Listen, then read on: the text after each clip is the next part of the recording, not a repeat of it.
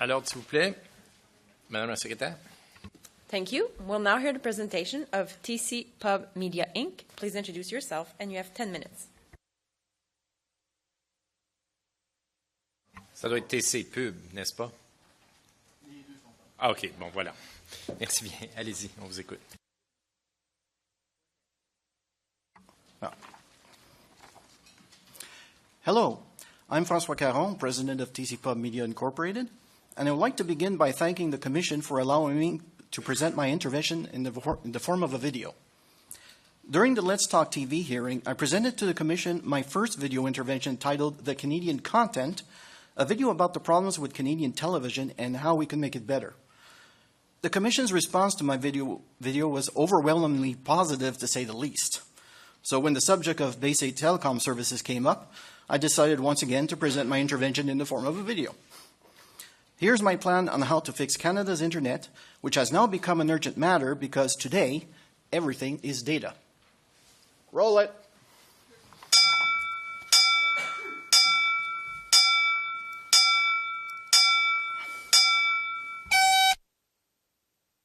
Everything is data.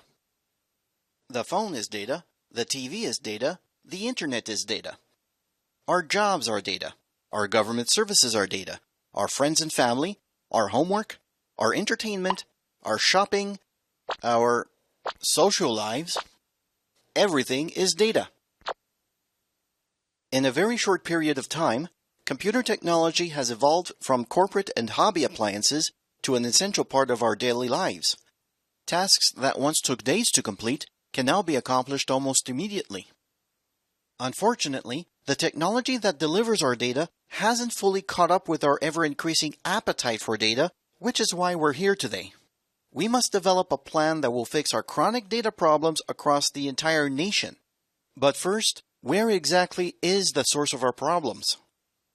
We'll start by examining the data networks that run between the country's major data centers, also known as the Internet backbone. This infrastructure can carry huge amounts of data, is upgraded constantly, and the owners appear to be on good speaking terms with each other. Everything seems fine here. Next are the service providers. They appear to be doing a good job of providing the services we need, especially the smaller companies that deliver better services to their customers, as opposed to the larger companies that deliver better returns to their shareholders. That leaves us with the last mile, or the line that runs all the way to your home. This line can consist of a variety of wired and wireless technologies with very distinct performance characteristics. So how well is that working for? Doesn't look like the last mile is working very well, does it? The last mile has been the source of our misery, the bottleneck that's been holding us back. If Canada's internet backbone were comparable to a huge aqueduct, the data connection in our homes would be comparable to a leaky faucet, and that's if you have access to plumbing. So how do we fix our pipes? The most practical solution would be to replace the last mile with glass. A single strand can easily satisfy an entire household's appetite for data, even when operating at its slow speed. And we've yet to discover just how fast it can go. However, replacing the entire last-mile network with glass would be a massive and expensive undertaking, which is why the current owners of the last mile haven't been in a rush to replace it all, especially if they have to share it with their competitors. They don't like to share.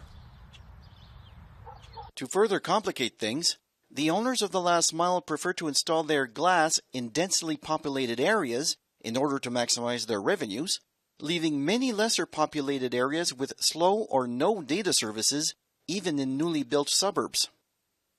Our current problems with the owners of the last mile are very similar to the problems we've once had with the owners of private electric utilities, just before many of them were driven out or bought out by the government. No, we're not expropriating obsolete private networks. That would be a mistake. Instead, let's explore our options for building a modern public network, starting from the top. What if the federal government built and operated a national broadband network? Australia already tried that, and it cost them a lot more than they had expected. Okay, how about the provincial and territorial governments? Many of them already operate highly profitable public utilities, offering excellent services at reasonable prices. Then I remembered I live in Ontario.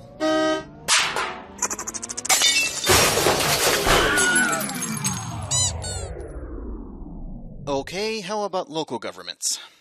They already manage water and sewer networks, and they would know which parts of their community require improved data services. In fact, many North American communities have already built highly successful and fully serviced municipal broadband networks. However, wiring up an entire area with glass and providing the services could be a bit much for some communities, so let's scale it down a bit. The community receives government funding to build the network, then leases it to existing service providers. Let's call this option the Community Network Initiative. Has a nice ring to it, doesn't it? While it's true we must confirm the economic viability of this plan, the Community Network Initiative could greatly improve a community's data services, as well as create new public revenue streams, new business opportunities, and new high-level jobs. So the community gets the government funding, builds the network, and leases it to the service providers. What are the operating rules? 1. No services or exclusive access. Communities receiving public funding for their network will be barred from providing their own services and must lease access to their network to all qualified service providers on a non-exclusive basis. 2. No selling out.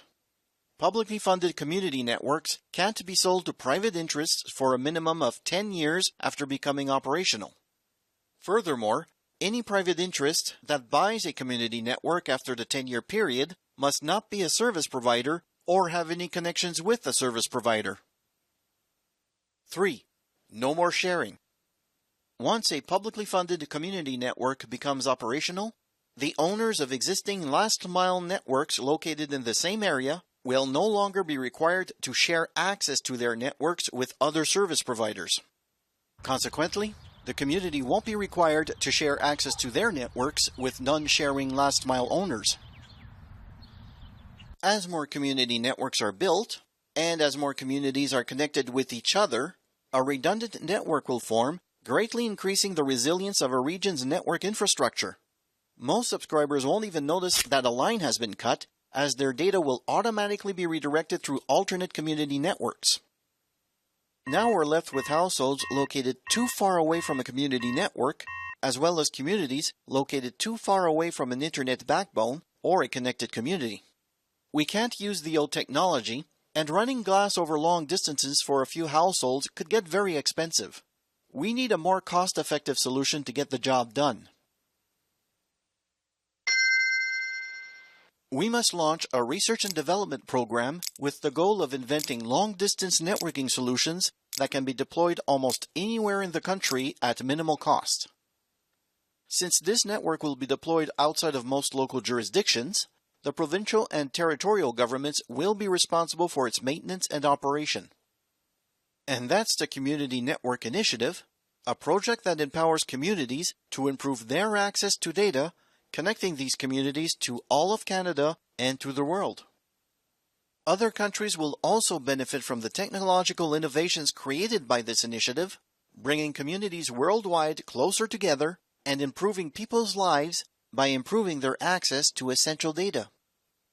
Because today, everything is data, and data is our lives. Thank you for watching.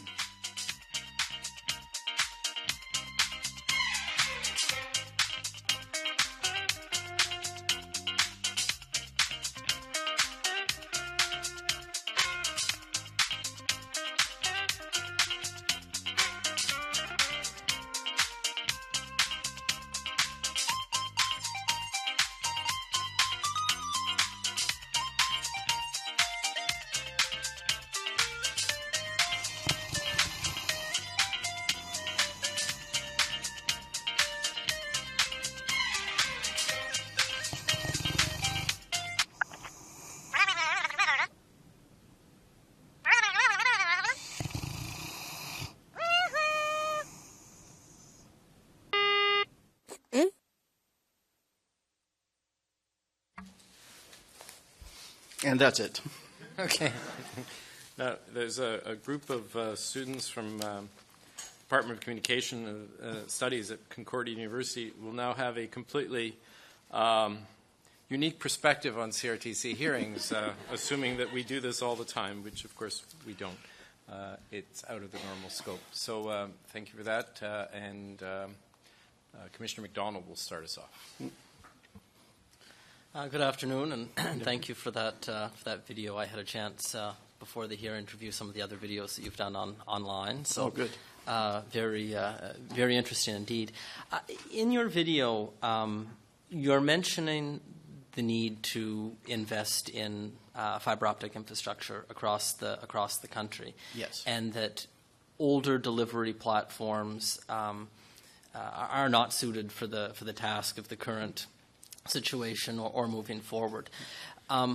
Some may take some exception with the idea that some technologies such as cable and coax services can't keep pace or aren't viable, at least in this day and age. Can you maybe comment on your belief that everything should be fiber wherever possible? For one thing, for fiber, it really hasn't reached its technological limitation. Well, the problems with cable, satellite, and also DSL is that we're already arriving at the limits of what we can do with it technologically. It's already showing some strain that even when somebody is offered faster speed internet, there seems to be a lot of problems with maintaining the stability of the connection. So I've been seeing that in this case, it didn't seem very practical to keep using old technology that's actually falling behind on our needs for data. Even the chair mentioned earlier in the day about the ring road around London, that it was built to last a few decades, but suddenly everybody wanted to buy cars, and the next thing you know, it's full of traffic jams. We're coming up to the same situation right now where the internet is requiring a lot more speed because more people are getting onto it and more people have a need for it, as I've explained in the beginning, to the point where we need to overbuild the network at this stage. We cannot just, we can no longer just catch up to what we need, just set a level that we need and then just hope that it's enough for what we need. Right now we're in a situation where gigabit Ethernet will become a necessity. Just 4K video, for example, that takes 25 megabits per second by itself, and that's just now. We could actually go higher later on, depending on if we evolve to 8K video, which is even more demanding. And we're at the stage where we really need to overbuild the network, and instead of just trying to deal with the status quo, push for limits in which we won't have to worry about if we have enough bandwidth to do the things we need to do, and not have to come back here every 5 or 6 years to review the limits. I'm on the website right now for a large service provider in the country who will remain nameless, but they're offering over their traditional technologies 250 meg down and 20 meg up, and this is a basic service hearing. We're trying to determine what the... Is this fiber-based? No, it's not fiber-based. We'll have to be careful with that because I've seen some of the sites using the word hybrid fiber.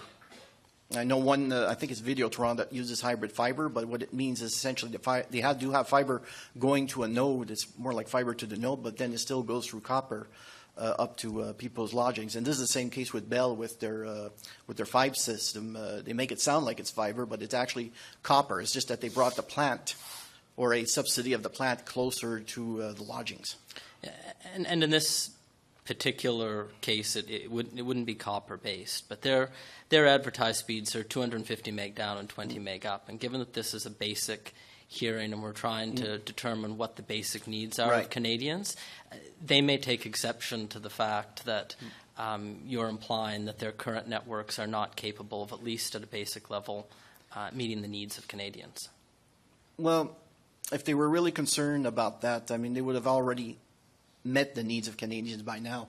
But what I'm hearing more than anything else is that a lot of Canadians are really getting fed up of having inadequate speeds and also high prices, along with usage-based billing, which to me is questionable on the legal sense of the word, to the point where they really would like to see better services, or at least something a little bit more consistent than what they're getting right now. In your video, you talked a lot about the last mile access into the home or into Yes. into the premises. Are you of the view that the current backbone infrastructure that's in place is adequate on the go forward, and any funding should be targeted to last mile as opposed to? I would prefer backbone? targeting the last mile because I've already had some servers in the data center, and this was with Cogent Communications, and their policy was to give me the speed that I needed without any usage caps.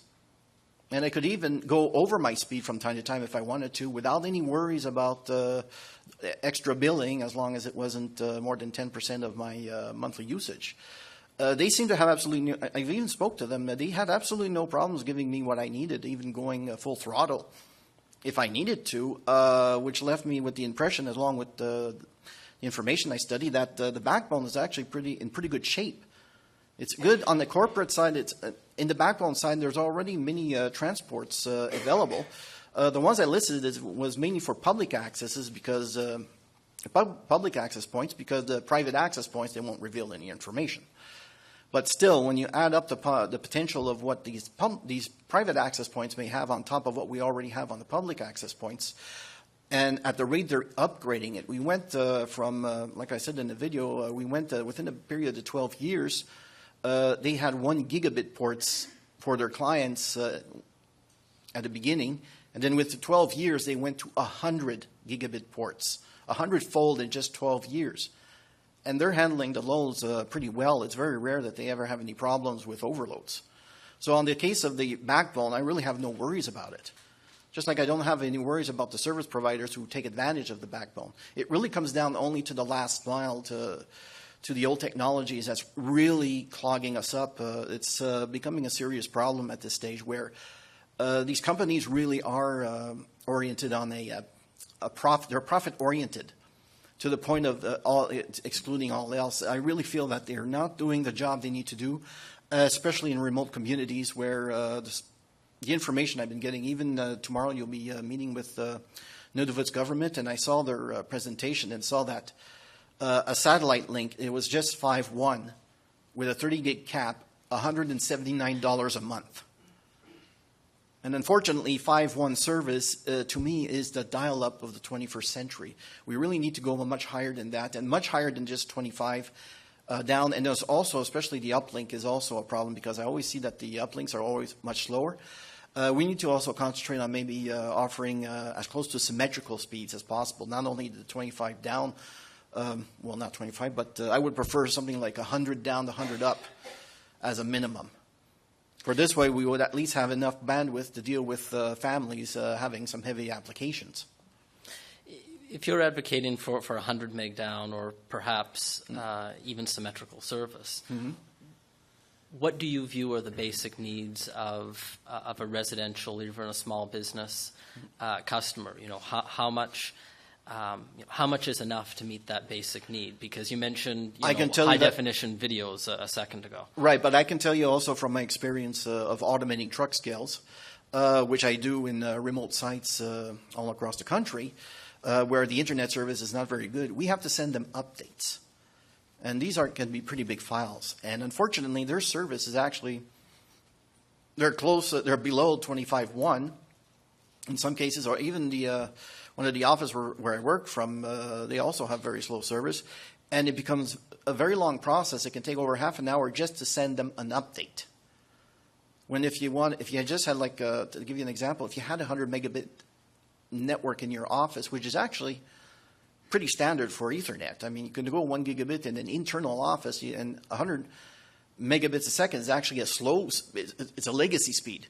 And yet it's more than enough to do the job we need to do inside an office. We're coming to the point where we need that kind of speed outside of the office, between regional office, between homes and offices, between all different kinds of points of access. Okay, you had suggested that federal government funding should be targeted towards your community. Both federal and provincial. both federal and provincial. Yes. So you weren't anticipating any additional fees from service providers being levied on the end user. You're thinking that it would come from general tax revenue, potentially tax increases to fund all of this on the part of provincial and federal governments. Well, on that, I know that for the last budget, the federal budget, that they had allocated a substantial amount of money, although it's spread in a few years, $6 million in this year, $81 million in the next year. That's one source of revenue they could use for it. Another possibility is to use whatever, any residuals that are available in infrastructure budgets.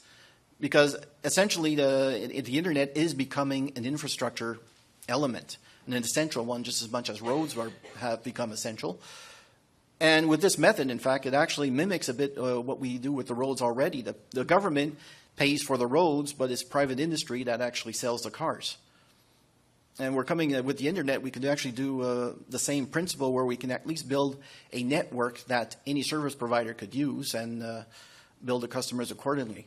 The other advantage with this is because these communities will be more service-oriented instead of profit-oriented, the fees they would be charging to either independent or already larger service providers may be much more reasonable than what these service providers can get from the incumbents as it is now. Not only on the level of the fees themselves, but also on the support. I know that TechSavvy is following afterwards, and I don't know if they're going to be mentioning their issues they've had with Rogers recently, but it might be something interesting to ask them about it and to see how the relationships with the incumbents are and what they would think about if they had to deal with a community instead of a private company. Or in another possibility is that a few communities get together, create a consortium which negotiates together with the service providers, the same way the Canadian Cable Systems Alliance works with smaller cable operators in creating a single point where all the contracts can be negotiated. So just so I'm clear, are you suggesting that targeted funding would only go to unserved or underserved communities, not communities that are No, it could go to existing communities because it's even in a city, you will have spots in the city where the service is underserved and where a need for improvement is needed. I've already had people comment on me where they moved into a newly built suburb, and they found out that there was an argument between the contractor and the service provider, and suddenly they found they have absolutely no service whatsoever. Thank you for that clarification, because I was interested to see on page 7 of your submission when you're talking about the cost factor to do this, that you cited Toronto and the fact that there are just shy of 5,400 kilometers of roads in Toronto. So yes, if you assume that you're going to be running, not necessarily running fiber optics cabling over every single kilometer of road, but you will probably have to run a significant amount if you want to reach every single business. There could be those living in remote areas of the country or in Canada's north that would find it hard to believe that additional investment in infrastructure is required beyond what the TSPs are doing today in large centres like Toronto. Would you care to speak to that? It's not as much as, how can I say this? It's more like I'm just trying to find a way. And the reason for this whole proposal of mine was to try to find a balance in which the needs of the people are actually satisfied by a partially government-run operation. Yes, I'm aware that the people in the north will be a little iffed if people in larger cities get better internet much sooner than what they have now, which is actually pre-21st century technology and speeds. Well, that's why I also had the other option of asking for a research and development program so that we can at least find a solution to covering large distances. We have to understand we're a very large country. It's 8,000 kilometers wide just driving on the Trans-Canada Highway. And then I remember how far it is north. And we have to live with these conditions, and we have to adapt to these conditions, and that's something I feel that hasn't really been done yet. And the reasoning, I know that the gadget that I portrayed in there is a little ludicrous at first, but it is actually based on old technology. Hold on, I got the shirt. Yeah, unfortunately, I think no, here it is. and a few cheat sheets. We've already done this before crossing large distances. It was called the Trans-Canada Microwave. This was developed and completed in 1958. You might even have seen the Heritage Minute about it. And just to give you some details, it was 139 towers over 6,275 kilometers of distance. It was $50 million back there, $336 million in 2003 dollars. It had a latency of only 20 milliseconds, which if you have that on your internet service would be pretty good. And this was in the era of vacuum tubes. They managed to do something with vacuum tubes that we can't seem to be able to do today with modern technology. And I'd like to see a research and development program developed for this, so that we can bring the North up to date and up to speed with the rest of the country, and not have them face a situation where, as technology becomes more prevalent in their society, that they would actually have to consider moving out of the North. I don't see that as an option. I rather see us do a push to actually find a solution to this. Then if there is going to be a significant amount of government funding that would go into a program like this, isn't it best to spend the money in those areas versus overbuilding markets that many might suggest are very, very well served? We could set the priority for the northern communities. We can do that. If a city or a community already has decent internet, if a service provider already, last mile owner has already set up fiber in the area and is already offering the service that's needed, we don't really need to build in those areas. We just need to try to start building in areas where the service is severely lacking, and just try to get people up to speed, at least with these different internet speed, so they can get their services, their daily lives going.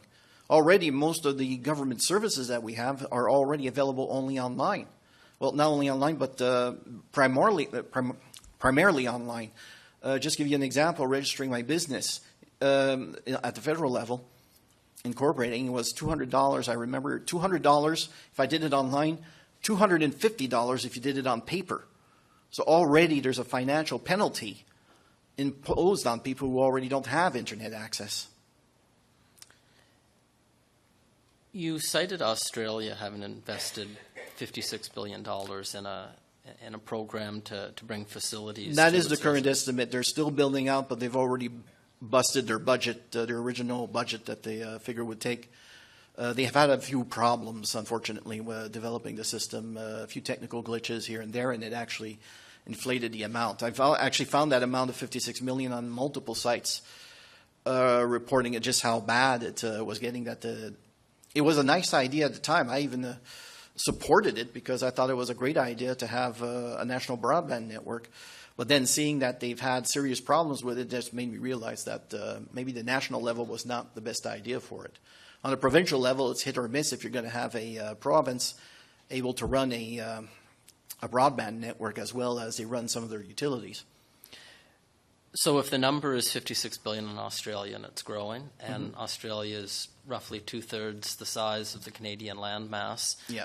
Do you have any idea what a similar program would cost in Canada? Like I said in my video, we have to do the research on this. This is something that I haven't seen anybody really produce concrete numbers on what it would cost to pursue such a program, a community network. The information that's really missing is it doesn't always take into account the technologies that are being developed. I mean, I have some pieces of equipment. I have a device with me. This thing would have cost, like 20 years ago, it would have been a computer that cost you a couple $1,000s. Now I buy this little thing online. It's called a Raspberry Pi, and it only cost me, I think it was like $50 just for the board. We've evolved so much in technology. Technology is evolving so fast, and it's bringing solutions forward much faster than I believe the regulatory regime is able to handle or even to catch up. I'd like to see some research done that takes into account the possibility of technology being released, being developed to actually solve a lot of these problems at minimal cost. Even my gadget that I saw, there a lot of technology already exists. You've got the solar panels, you've got the turbine. The The system core is actually the part that's still a big question mark, but everything else is all part of equipment that already exists on the market. It's just a matter of seeing what can we do with it and how can we push this technology forward in such a way that we realize, do the studies to find out if we really need to spend that much to develop and to market it and to produce these technologies. We could end up in a situation where these kind of relay towers, if the idea is even feasible, could cost 1/10 of what it would cost normally to run fiber all the way up to the north. Suddenly you have a much more attractive proposition in wiring up the north. They would get the service, and we'd find a way to cut the cost to a point where it would be feasible for the government. What about if a community didn't want to take up the challenge? They don't have to. This would be entirely voluntary. Entirely voluntary. The communities have to. This is another thing I'd like to see. It's a bit of reflection of what I've been seeing at the hearings, is that a lot of people, a lot of communities, a lot of government entities, they always come here and they say about what are their current problems and maybe to a certain level what they need, but nobody seems to ever bring up any solutions on how they want to accomplish it. So this would give them an opportunity. This project, if it ever comes to fruition, would actually encourage communities to work a bit, to bring a proposal forward on how they would wire up the community, and then they would actually apply to the government for the funding necessary to actually build the network. It wouldn't be involuntary, but it would require the communities to work a bit to get the kind of service that maybe for a very long time they've never been able to receive from the existing service providers or last mile owners. If, be it a community, be it an organization, be it a TSP, receive federal government funding to deploy a network in a given region, yes, should they have an obligation to serve every single individual and residents within that community? No, not necessarily. There's going to be some spots where the service may be adequate and where it doesn't need to be covered, but it would be, I'd say it would be at least at a minimum that it would, they would have to at least provide service to the areas that actually really need it the most, where we're actually is becoming an impedance to their daily lives. If organizations, in your model, the community, were to deploy a network, should those rates be regulated, what they can charge? I would say if you want to regulate it, the best thing I could find is maybe putting a limit on the salaries paid to some of the upper managements, because we've seen a few horror stories about that in certain times in certain sectors. I would say probably the full operating costs of the network plus maybe 10%, and then use that as a base for leasing the network to the other service providers. There's also the possibility, if it's a consortium of multiple municipalities working together to provide service to an entire area, including interconnects between the communities. In that case, I would like to see, I would probably put in the same principle, where it would be the cost plus 10%, and then you lease that out to any service provider who wants to deliver services to the individual customers. In your video, you also note that the municipality would have to maintain ownership for a minimum of 10 years, and then after that, they could divest themselves of those assets, but they couldn't sell it to another service provider. Yeah, I got another cheat sheet for that. Unfortunately, Ottawa has had that experience where they had a fiber-based network, and they had sold it to a company. This was Telecom Ottawa. It was all owned by Ottawa Hydro. It was sold to a company, Atria, in 2008, and then Atria was sold to Rogers in 2011. So essentially, Rogers bought out a publicly funded network within a span of only 3 years. So the follow-up to that is, if they can't sell to a TSP, who else would be interested in that asset? If I owned a fiber optic network connecting every building in a given municipality, and I wanted to divest, the first people I would talk to would be the TSPs. So a TSP, can you just telecommunication service providers. So okay. I would want to be beating down the doors of some of those service providers. So if they're not allowed to sell to them, who else would be you can sell to that asset? The community could sell to the transport service providers under the condition that the telecommunications service providers also lease access to their networks to other service providers. Okay. As I pointed out in the video, there is a challenge going on where the Commission asked that ordered that the bigger companies share their fiber access to third-party service providers, and then the Bell actually challenged. I think it was Bell that challenged it in court. I think it was the day after the election was called, I believe, and that brought up an interesting situation. What if that's where I got the idea for saying that okay. If it's a service provider, if it's a company that already owns a last mile network, as long as they're sharing access to their network to other service providers, they can also use the community service, the community's network, to deliver their own services. But as soon as they say that they don't want to share it with anybody, I don't see any reason why anybody should share their network with them. Okay, thanks for that clarification. I guess my next question would be, let's fast forward 10 years to 2026, and the federal government has invested $50 million to build Yes. a community infrastructure network throughout Ottawa, for example. Right. And Ottawa decides it wants to sell. What happens with the windfall? This was built with public money. Should they have to return that to the provincial or the federal government, or that one I haven't figured out what to do with that. The only thing I thought about at that point is that whichever mayor is in power at the time that sells the community network at the time that it's most needed is not going to be reelected. So there's incentive for the politicians to hold on to their jobs, and also there's the example of Hydro-Quebec. As we know, it's a utility that's completely owned by the province of Quebec, and even its chairman. This is the chairman that replaced Pierre Carl Péladeau. Unfortunately, I don't remember who this chairman is. And he said there's about as much chance of Quebec selling Hydro-Quebec as Egypt has of selling the pyramids. So if a utility is actually solid enough, if after 10 years the utility becomes solid enough and creates a huge benefit for the community, there's very less likelihood that it's going to be sold off to anybody. If, however, the network is a complete disaster, then maybe it'd be better off if the community got rid of it and let somebody else deal with the problem. I figure a 10-year period would be good enough to find out if a publicly funded utility, a last mile utility, is viable or not. Unless that municipality decided it was better to liquidate the assets to keep the snowplows on the road or build the new convention center. Well, that becomes a problem of managing the budget then. Okay.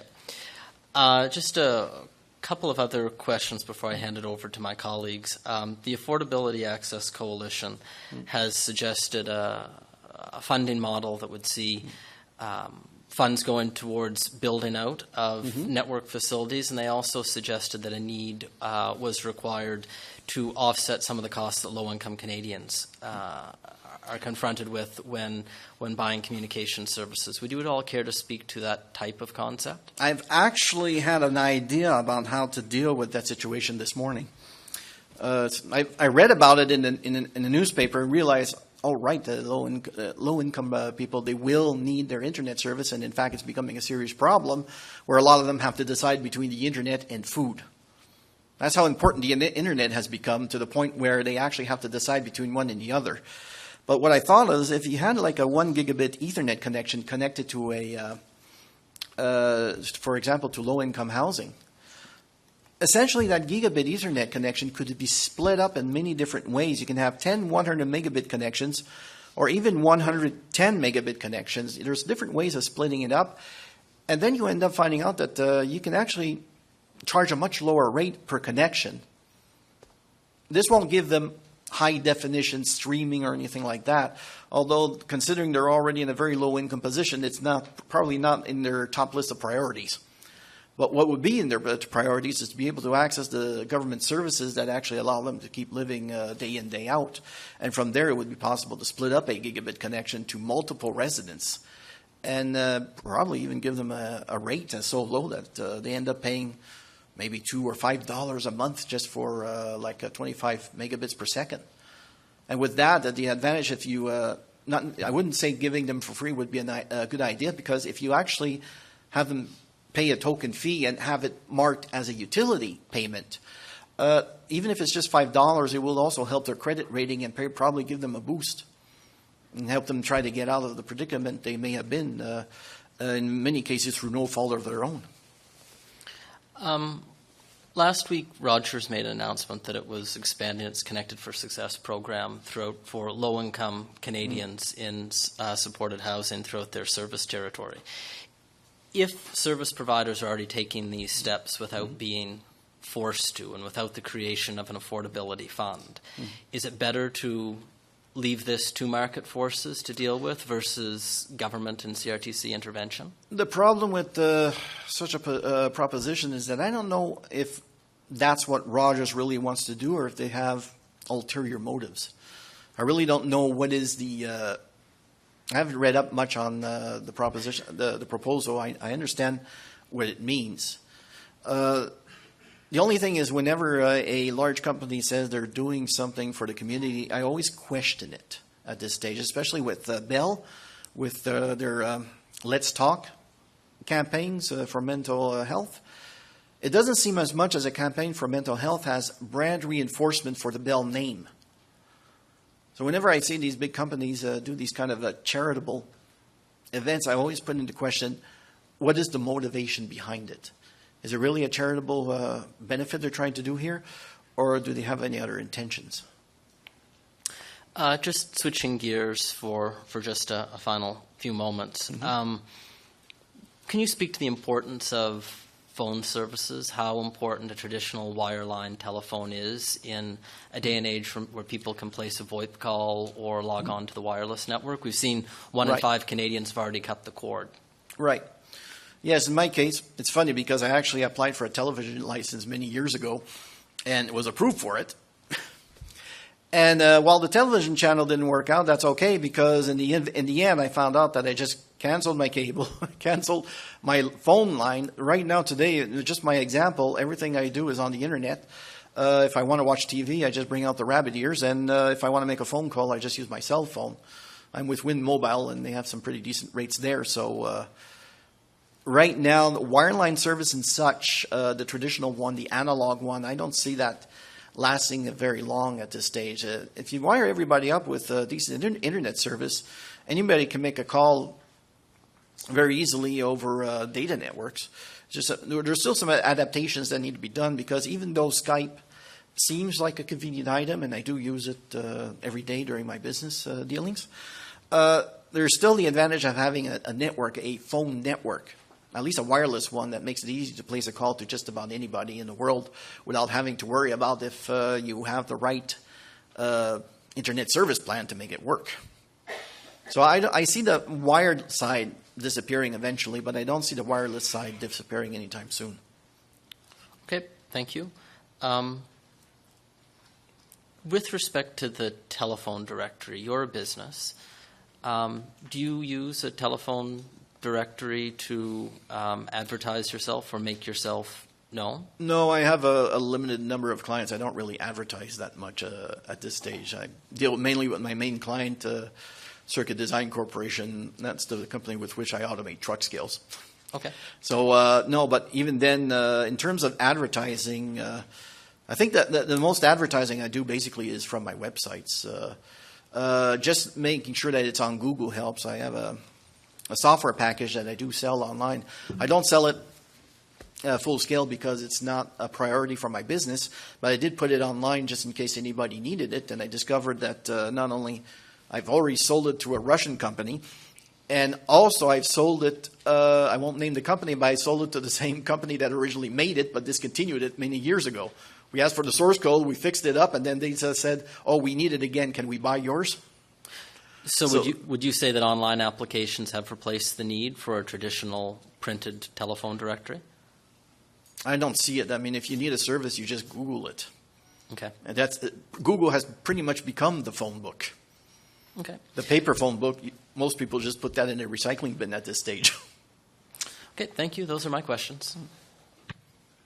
Thank you. I'll just check with my colleagues. Apparently no other questions. Thank you very much. Merci. Madame la Secrétaire. Thank you.